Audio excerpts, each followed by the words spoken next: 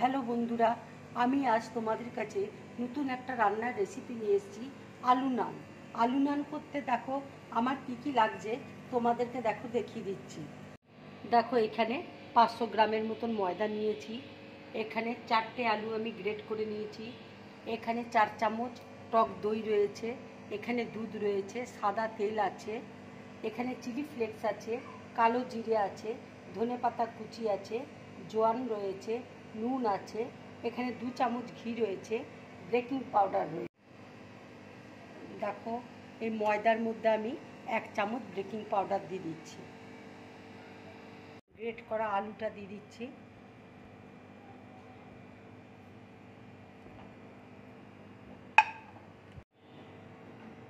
দইটা দেখো ফেটিয়ে রেখেছিলাম, দইটা দিয়ে দিচ্ছি।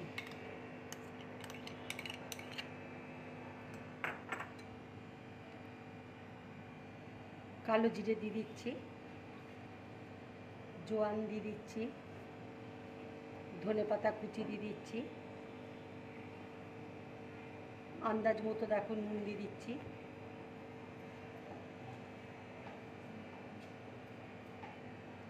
চিলি ফ্লেক্স দিয়ে দিচ্ছি, 2 চামচ ঘি দিয়ে দিচ্ছি।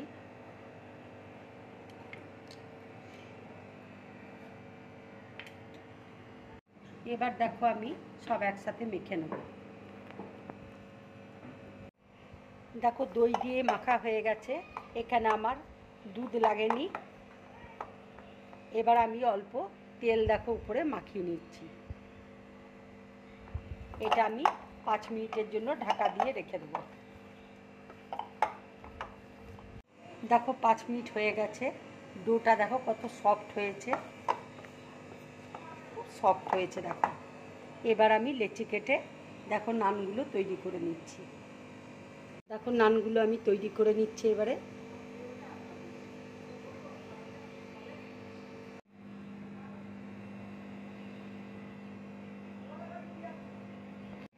এবার দেখো আমি নানগুলো বেলে নিচ্ছি।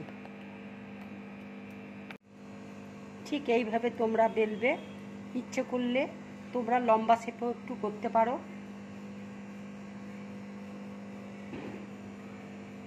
এবার দেখো তাওয়া বসিয়েছি, তাওয়া গরম হয়ে গেছে।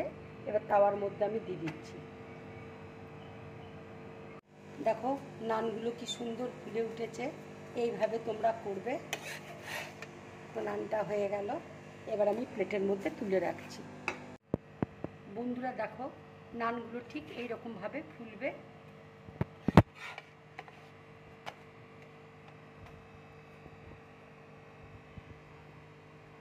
দেখো নানটা হয়ে গেছে, এবার আমি প্লেটের মধ্যে তুলে রাখছি।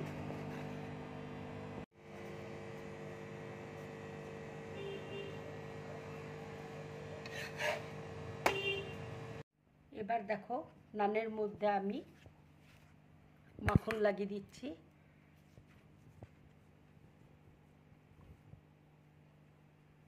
তোমরা তড়কা কিংবা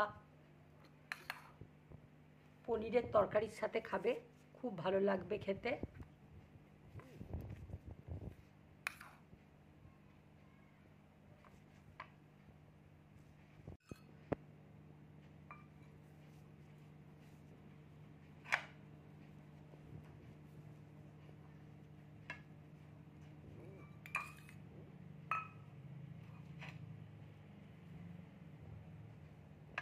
দেখো রুটিটা কত সফট হয়েছে।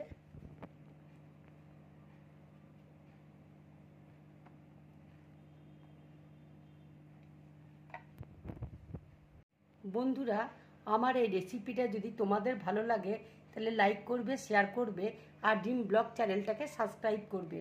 নমস্কার।